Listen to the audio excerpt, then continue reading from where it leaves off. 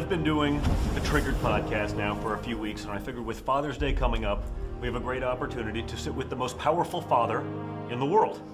So I have some interesting questions for you. Now, we've had some good fun in the podcast because it gets a little political, obviously, but we want to show a little bit of humor. So I have a couple questions that I think are on all of the minds of our viewers. So last question.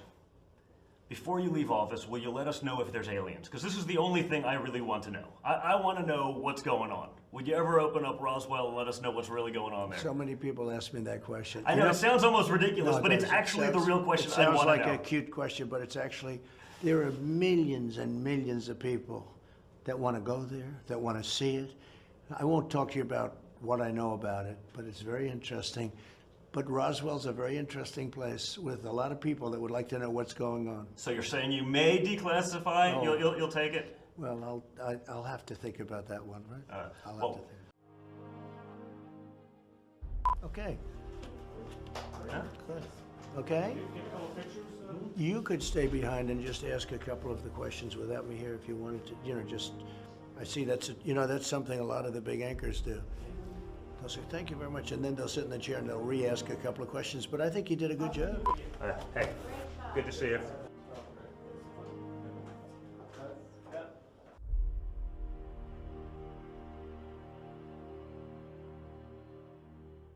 We're going to be joined by an astronaut, sixth man to walk on the moon. And we're going to talk about what's in those top-secret Roswell files. An astronaut who's seen them tells us ahead on Larry King Live. We're now joined by a distinguished American in West Palm Beach, Dr. Edgar Mitchell, the Apollo 14 astronaut, sixth man to walk on the moon. Many of the Roswell witnesses told Dr. Mitchell their accounts, which he says were later verified by a contact at the Pentagon. What do you believe, Dr. Mitchell?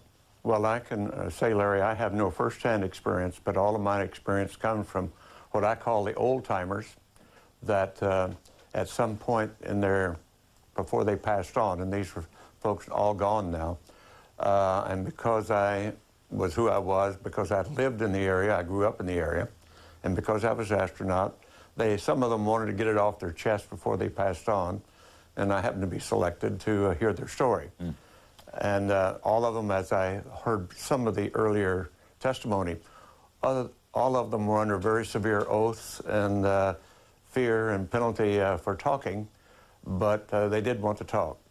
And at some point, what do you think, well, Dr. Mitchell, what do you think of Bill Nye's assessment when it comes to what happened, that this was a spy balloon? I'm sorry, Bill Nye, he was saying everybody's colored by their beliefs and not looking at the evidence. I'm sorry, he's not either. And I think he's totally wrong. So let me ask you. Hold on, don't interrupt. Okay. Go ahead, Dr. Mitchell, I'm fine. Well, I eventually went to the Pentagon and asked for a meeting with the Intelligence Committee of the Joint Chiefs of Staff, which I got with another naval officer who had had many similar experiences. And we told our story. And this gentleman, a vice admiral, said to us, well, I don't know about that, but I'm going to find out. And called a few weeks later and said he had found the source of the black budget funding for this project, and that he was going to subsequently investigate, because if it was real, he should know about it. As a matter of fact, he should be in charge. That was his words. And so we did get calls from him sometime later, and a report much later than that he had found the people responsible for the cover-up and for the people who were in the know. And we're told, I'm sorry, Admiral, you do not have need to know here, and so goodbye. All right, Bill.